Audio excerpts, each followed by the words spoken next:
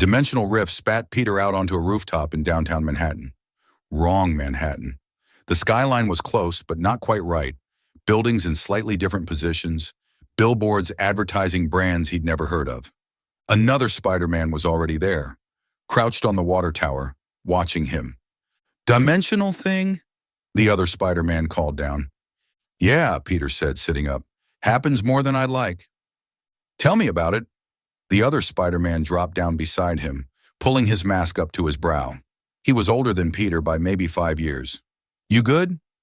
Need help getting back?" "I usually snap back on my own after a bit," Peter said, doing the same with his mask. "Just gotta wait it out." They sat in silence for a moment, two Spider-Men on a rooftop, waiting for reality to sort itself out. "So," the other Spider-Man said, "you got the speech yet?" "Speech? The one that started all this, the reason you put on the suit." Peter felt the familiar weight settle on his shoulders. "Uncle Ben. Yeah. Right before he died, he told me, with great power comes great responsibility." The other Spider-Man went completely still. "Wait," he said slowly. "What did you just say?" "With great power comes great responsibility?" Peter repeated. "That's what my Uncle Ben—" Hold up, hold up." The other Spider-Man turned to face him fully now. "Your Uncle Ben told you that?" "Yeah, why?" "Well, first of all, I didn't have an Uncle Ben. I had an Uncle Cletus." Peter blinked. "Uncle Cletus?" "Yeah. And he didn't tell me anything like that." The other Spider-Man shook his head. He said, "Okay, you got superpowers now, boy. What you gonna do with it?" Peter stared. "What?" "That's it. You got powers now. What you gonna do with it?" "That's—" Peter struggled. "That sounds too simple." "Yeah, but it's to the point." The other Spider-Man leaned back against the water tower. "What's wrong with simple?" "But," Peter gestured vaguely, "with great power comes great responsibility. That's the thing, right?" The other Spider-Man tilted his head. "Did your Uncle Ben say that?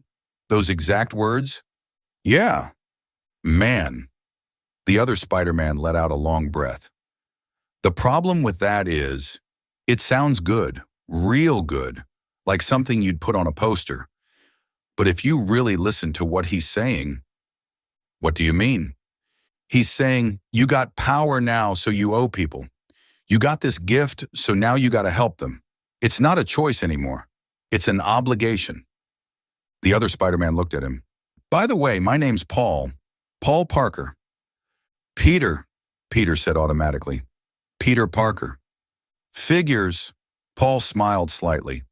"Look, Peter, my Uncle Cletus basically said, you got powers, you should make a decision about what you're going to do with them, whatever that decision is. In his words, he told me, you own that shit, and when it gets hard, and it will, take the right amount of time to get your shit together and stop being a little bitch about it. And don't forget why you are wearing the suit and mask." He didn't tell me what I had to do. He just said I needed to decide. "And you decided to help people."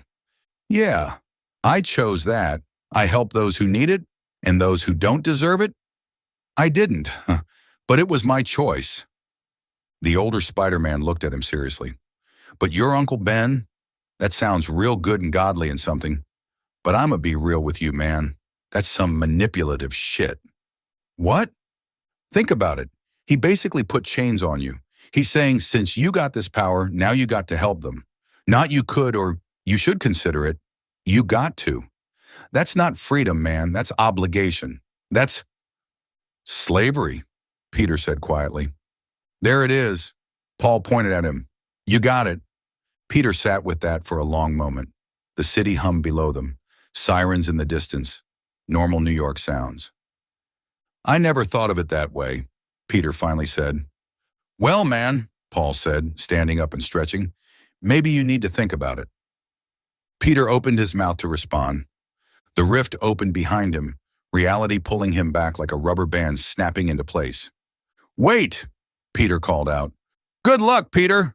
Paul's voice was already fading. "Make your own damn decision!" The dimensional tear sealed shut. Peter landed hard in his own New York, on his own rooftop, in his own universe. He sat there for a long time, mask pulled up, thinking about chains he'd never known he was wearing. And for the first time in years, he wondered, what do I actually want to do? Not what he had to do, not what he was responsible for, what he wanted. The question felt dangerous. It also felt like freedom.